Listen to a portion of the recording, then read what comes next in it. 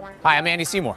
I spent the last 20 years of my life making the world a safer place to drink, teaching bartenders how to craft cocktails from fresh ingredients and quality spirits. I wanted to show you some of the ridiculously original and delicious drinks being concocted by New York's top bartenders. Today we're going to see the mad scientist of the drinks world, Mr. Dave Arnold. But we're not going to his bar Booker and Dax in the East Village. Instead, we're here in Chinatown, going back to the lab to see where he creates all the madness that goes on behind that bar. It's time to go behind the drink.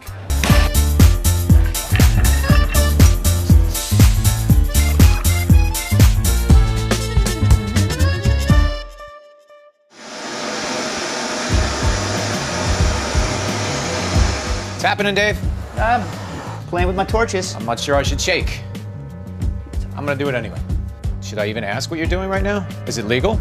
So this is the lab where we do drink development and we work on new equipment and anything that we don't want to have happen directly in public, do here. I enjoy working with centrifuges, with rotovapes. I enjoy developing new techniques. Other people are huge spirit geeks and I'm a tech geek. What is the drink that you're gonna do today? So today we're gonna make one of my all-time favorites on our menu. It's gin and juice, and it's almost the simplest drink we make. In essence, it's two ingredients, grapefruit juice and gin, that are carbonated. But we take the grapefruit juice through kind of a long journey to get it clarified. So is it true that with gin and juice that your mind should be on your money and your money should be on your mind? I don't advocate rolling down the street with your endo. I mean, first we just start with grapefruits, fresh grapefruits. Most people would just squeeze the grapefruit juice and be done with it.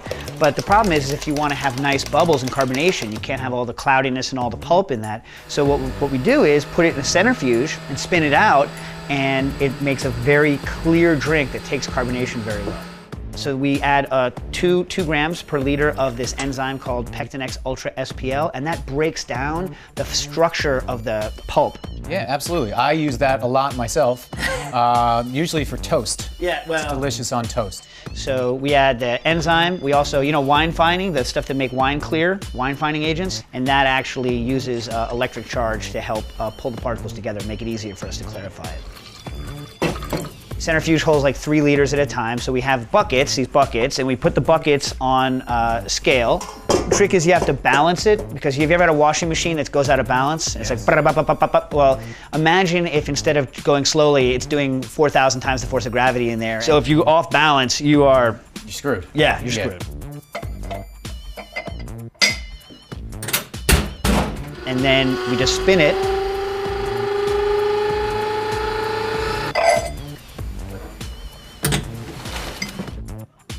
And all of the solids that are in the grapefruit juice just smash down into the bottom, and you have this crystal clear, looks like white wine, crystal clear grapefruit juice. We have gin, water, simple syrup, and a little bit of salt, and now we're ready to carbonate. But the trick about carbonating is, in order to carbonate properly, everything needs to be extremely cold. I'm going to use liquid nitrogen to chill this down.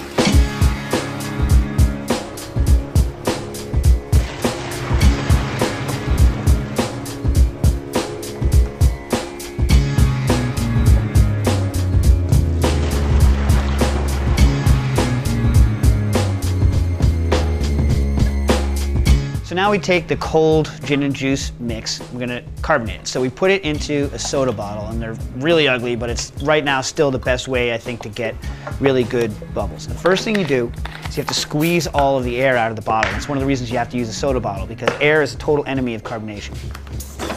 You take your connector to your CO2 tank, you put it on, and boom, you blow it up. Now you gotta shake it. Then, here's the trick, here's where a lot of people fall flat. Pull it off and you gotta vent it. And the reason is there's a lot of air still in it, there's a lot of like microscopic bubbles, and those bubbles get bigger and they cause foam out. So we do this 3 times.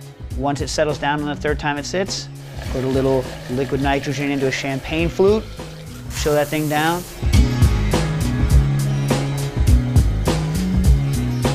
There you have it, gin and juice. This is gorgeous. Wow, gin comes right out in the nose, and the grapefruit subtly in behind it. Whoa, that is wild. First of all, the carbonation is great, like a fizzy champagne, because it's not big bubbles, those really tiny bubbles, they come surging up at you. Very cool. It has the citrus and the balance of the sweet. Gin and juice, who knew? It's the one to have when you're having more than 3. You gotta make your way to the East Village, to Booker and Dax, and try this gin and juice, or some other amazing concoction that they've busted out in this lab down here, because I'm promising you, it's like nothing you've ever tried before. So, you know what? Try this one, see what you think. It is amazing. And in the meantime, don't forget to click subscribe so you can come back and see all the other amazing and fantastic things that we do as we go behind the drink.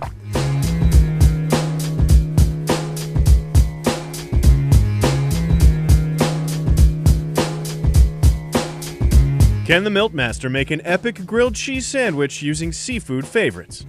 Does Swiss cheese have holes in it? 2 comedians get jacked up on super strong coffee and then play doctor with Georgia.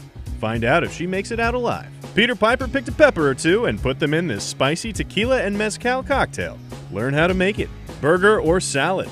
We solved your daily dilemma with one insane food mashup. See if this recipe gets street approved. Subscribe for more free tasted treats.